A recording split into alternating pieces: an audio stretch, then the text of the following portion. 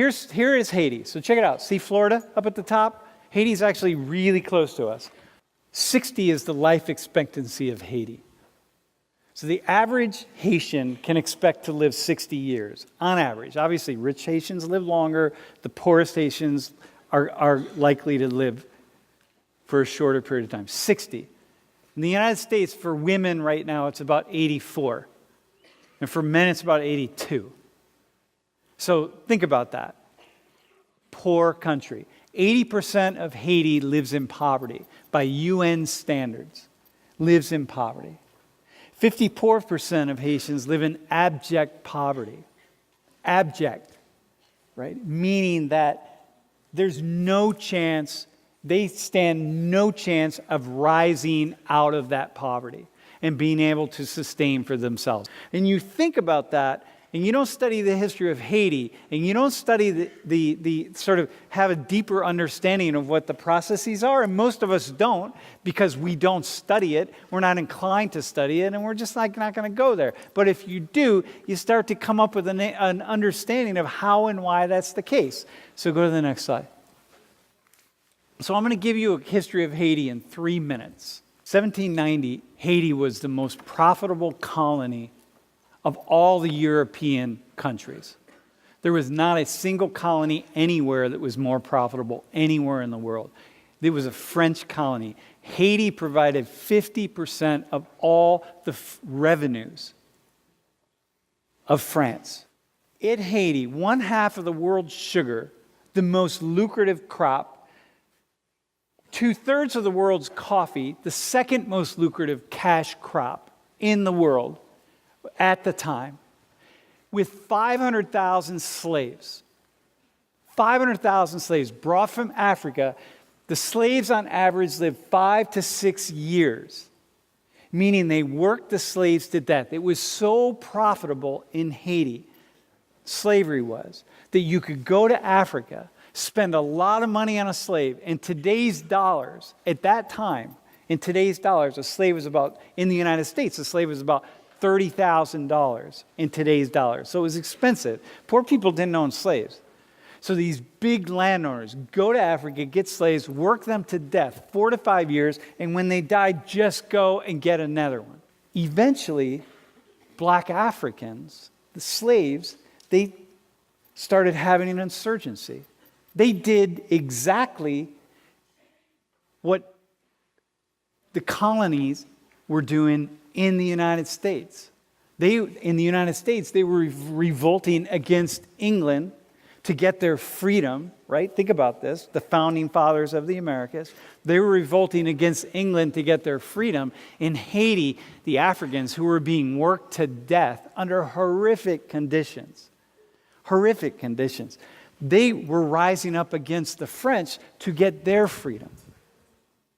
And in 1804, they won. They were succeeded in overthrowing the French. And you got to applaud, right? Because, like, my God, you did exactly what these Europeans did in the Americas, the founding fathers here in the United States. They overthrew the oppressors to get their freedom. So this is a good thing, right? If you think backwards, it's like, this is amazing. This is what should happen.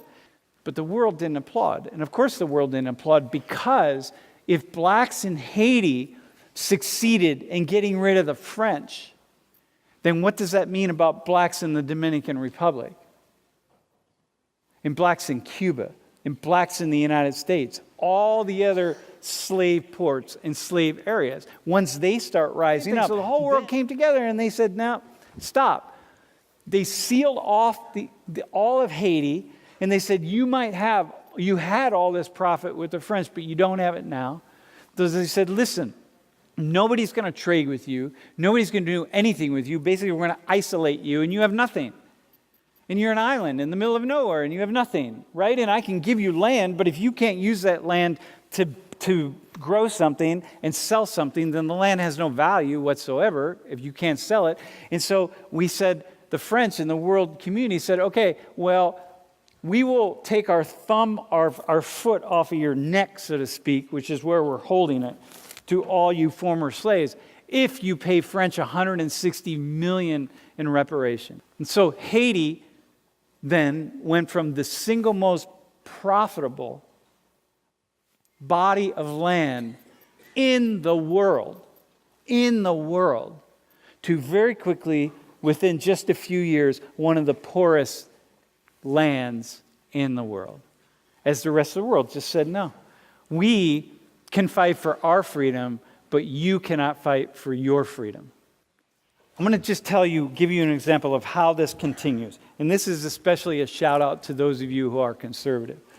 So in the early 1980s, Haiti was producing plenty of rice, lots of rice. It's amazing land for producing rice. It's still a poor country, but producing rice, selling rice to Haitians. It's inexpensive enough. It fits well. They can afford it. They got it. It's good rice, actually, right?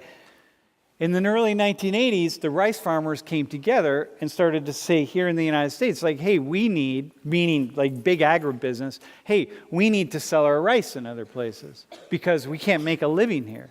And so the United States started subsidizing the rice farmers, which are mostly big corporations here in the United States, and took Haiti to the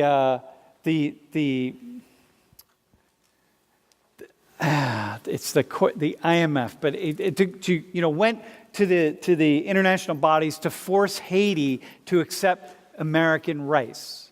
And Haiti said, we're not going to accept American rice. So we here start giving our rice farmers subsidies in the U.S., okay? Meaning we take taxpayer dollars and we give it to rice farmers. And we give it to rice farmers because rice farmers can't produce rice inexpensively enough to sell around the world. And in Haiti said, look, we're not going to accept your rice because you subsidize it with the American government tax dollars. And therefore, the price of rice is artificially low. And then it's lower than our Haitian rice. And that's a problem for us. And so back when I did this research, I did this for the first time, it was about 5 years ago. This is how much we subsidize our rice farmers, $430 million, meaning people that can't figure out how to grow rice inexpensively. And so we subsidize it by American taxpayers. And then what we did in the same year that we gave our rice farmers this much money, that's how much money we gave to Haiti in foreign aid. So it's like we give our own people more than we give to Haiti. And we destroy their rice economy, and we're continuing to destroy it. And this is one way where this just keeps going. And why did the U.S. win in the world court in this way against Haiti? We won because we're the most, of course we're going to win. Haiti's never going to beat us. We're going to win. That's how it works. And so Haiti can just stay poor. And this happens again and again and again in lots and lots of different ways. So I realized...